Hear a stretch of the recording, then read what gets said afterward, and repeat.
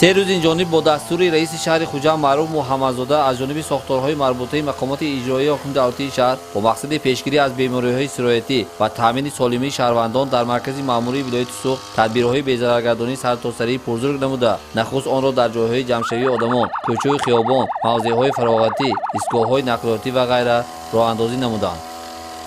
باید قید نمود که این اقدام به خاطر پیشگیری از انتقال و پهن‌شوی سرایت کرونا ویروس در اساس دستور سپارش‌های ستاد جمهوری و ولایتی باید به پیشگیری از انتقال و پهن‌شوی سرایتی مذکور در شهر خوجند عملی می‌گردد.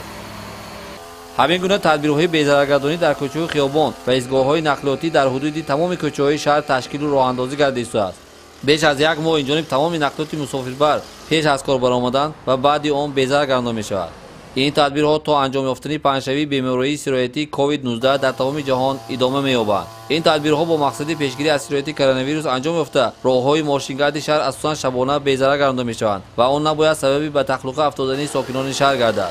مقامات اجرایی حکم دولتی شهر خوجند به توجه شهروندان می‌رساند که با مقصد پیشگیری از بیماری کرونا ویروس ساکنان شهر را ضرور است که از هر وقت دیده در تازه و آزاده نگاه داشتن منزل زیست و رعایت گیگینه شخصی مسئولیت بلند احساس نمایند.